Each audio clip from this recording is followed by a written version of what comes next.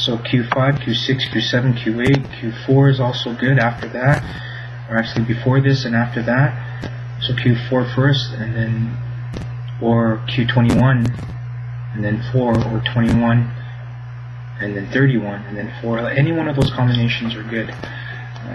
As strange as it may seem, this spiritual world exists within you, but it's amazing how it communicates, as every form of communication is not the same as the one that we see in our lower reality. It's like when you are listening to a radio station and you are halfway into 2 radio stations. Sometimes you hear one radio station and sometimes the other. This rift between the 2 dimensions acts as a buffer, and furthermore, we can't see the other channel, but 1 foot to the left can pick up the other spiritual channel. But the trick is that we can only perceive right, and to the right is only AM, a lower frequency. But meanwhile, and I really do mean a universe in difference, excuse me, like comparing a Commodore 64 to a Pentium i100, and not a Pentium i7 that we have currently in 2011. And here's another secret. You see, all the faces of Krishna are actually, and another thing is that Kingdom of Heaven is right here. You have to bring heaven. Once again, it's that state versus bringing it and keeping it here. But for us to keep heaven here, we all have to be knowledged and versed, and in that way, we are able to bring heaven here permanently as a dimension in this dimension.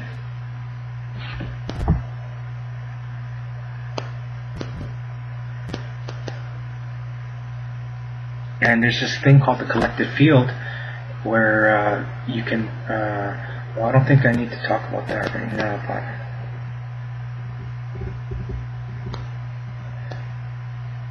here's another thing. If Jesus states that he is the Alpha and the Omega, and he is saying that he is creation, and then he is saying that he is creation and destruction, or the beginning and the end,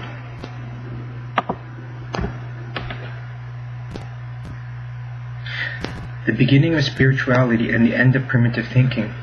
This thinking heralds the Kalki of the Hindu religion, where he comes to destroy all primitive thinking in samsara and vanquish the corrupt, and therefore purifying force.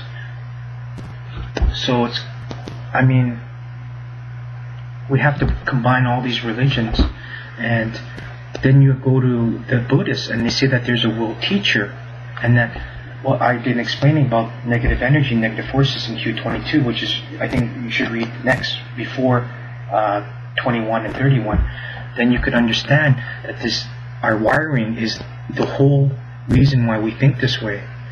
And then you could see that this world teacher, which is really, you know, what secretly it says in the Muslim texts or the Quran, that they teach us spirituality. So what is that? Teaching us against this primitive thinking, teaching us against this negative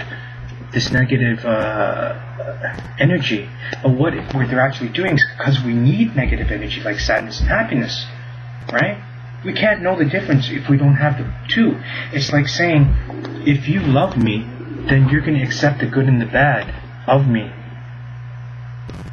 And if you love me, then you're going to allow me to yell at you, because sometimes you need to be yelled at to learn. So it's a give and take process.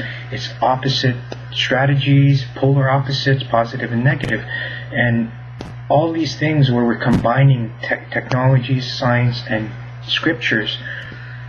We have to combine everything in order to understand what truly is God. And God is the combination of all of these things: science, religion, philosophy, physical rules, survival, love, teaching, technology, and going into space. We can't live in this world. We all know by 2049 the population is going to be 10 billion. 10 billion in 2029. In 2049 it's going to be 14 billion. we can't survive. There just isn't enough food on this planet. And it's bad enough that all the Africans are dying anyways. So, I mean, like, what can we do? Are we going to just let those hundreds of millions of people constantly die until 2049? It condemns our souls too. We're a race. We're not supposed to let people die from starvation or from not having a roof over their head. Those are the cardinal rules of spirituality. If you cannot fulfill those things, then you don't deserve to live. We don't deserve to be protectors. We don't deserve to be given prophecy, to foresee and forego not dying. And these are the gifts of the kingdom of God.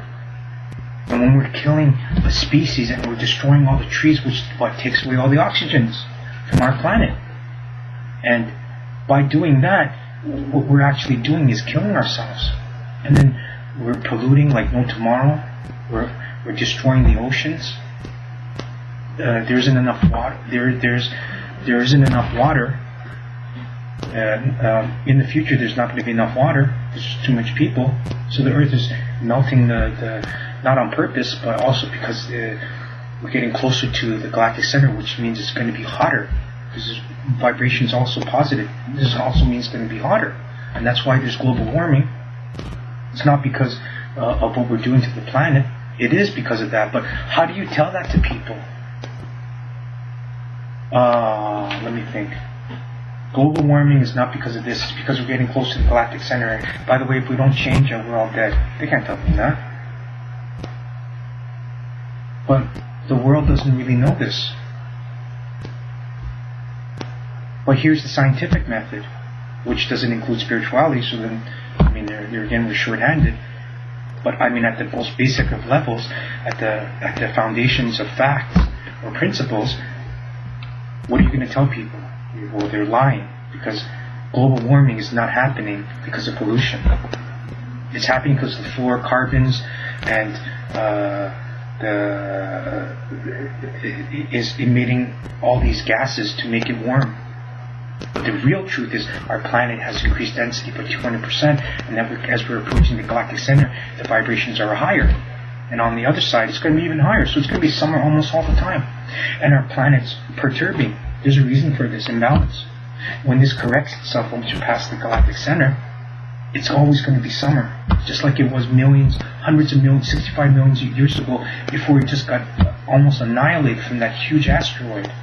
So I mean, we've got to think of these things. We've got to think like a race. We've got to protect each other. We've got to look out for each other. And we can't kill each other no more.